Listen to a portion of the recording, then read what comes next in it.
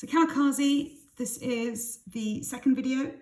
So we've done the first video where I read the poem and we talked about third person, first person structure and trying to get our heads around it. Now we're going to talk about some of the imagery. So her father embarked at sunrise, samurai, shaven head, incantations, water. That is all religious or spiritual imagery.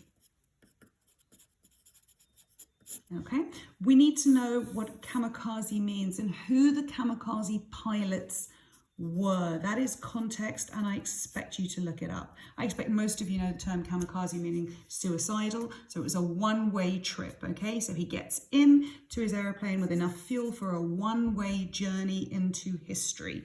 Okay, into history. What he was going to achieve was going to be magnificent.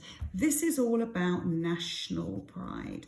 National pride in sense of duty. Okay, first verse. National pride, sense of duty, religious and spiritual. There's some sort of calling. Okay, there is a mission, there is a calling in here. But, start of the second verse. And again, really important, about to undercut everything that I've just said about the first verse. But halfway there, she thought, recounting it later to her children, he must have looked far down at the little fishing boats strung out like bunting on a green-blue translucent sea. So you're talking about something that's beautiful, beautiful but distant, something that is traditional, and in this instance is from his own background. Okay, so the only reason that she cannot the only sense that she can make of her father changing his mind about being a kamikaze pilot is that he must have seen something to make him change his mind. Okay, so what would he have seen? What did he see that made him change his mind? Well, he must have seen little fishing boats. And under those fishing boats, like a huge flag waving this way and that in the figure of eight. Why figure of eight? We're talking about eternity. You need to look up these images. Huge flag, shoals of fishes flashing silver as their bellies swivel towards the sun. So he's actually watching the fish move, and not only move, but change direction. Okay, so the fish are changing direction. Presumably that gave him the idea that changing direction was even possible. He then also remembers, okay, so now we're talking about a form of sort of homesickness, a longing, a looking back into his own past, okay? He remembers how he and his brothers waiting on the shore built cairns, look up that word please, pearl grey pebbles to see what withstood longest to the turbulent inrushes of breakers. That's your danger that I told you here, right? Bringing their father's boat safe. He once waited for his dad, and he must be very aware that he just left his daughter. If he goes through with the kamikaze, he will have left his daughter never to return. That is why his daughter thinks he changed his mind. Okay? To make it absolutely clear that she's talking to her children, we get her voice.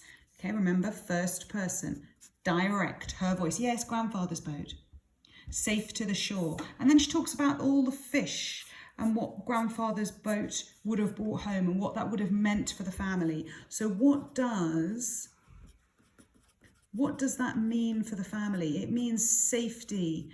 It means security. It means providing for those you love. Okay, that's what his father's boat represented to him. That's what grandfather's boat represented. And it must have been at that point that the daughter assumes the father changed his mind. And though he came back, right, one-way trip, although he came back, so he turned his plane around. At that point, okay, he is ignoring orders.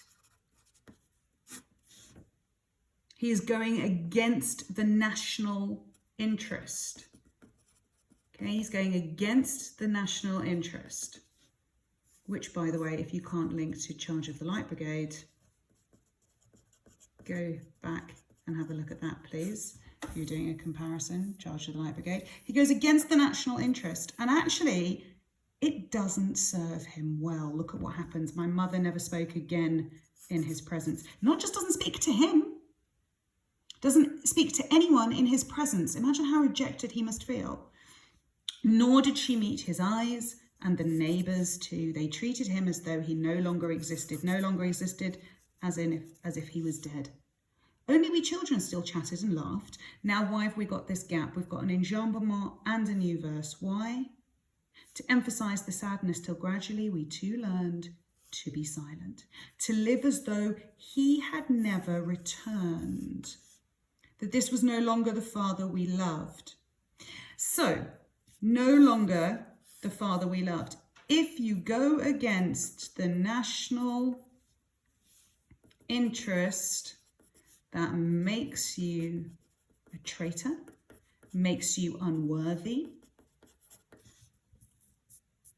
And that's when she concludes. Sometimes he must have wondered whether it had been the better way to die.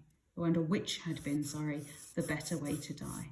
So, would it have been better to be a kamikaze, or would it have been better to come home? So, die in war or come home. Those were his two options, and which was the better choice?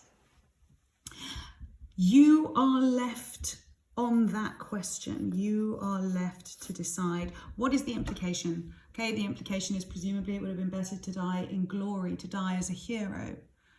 Okay, when will their glory fade? Oh, the wild charge they made. As opposed to,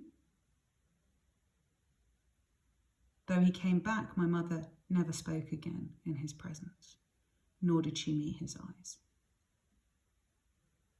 So this is about national pride, it's about war experience, it's about independent thought, it's about having power over your own actions. Once you've committed to a course of action, are you allowed to change your mind? Should you be allowed to change your mind? And what are the implications of that? Okay, those are 2 videos to get you started. Watching or listening to these videos is not the be all and end all. This is just the beginning. I want you to go away and do your work.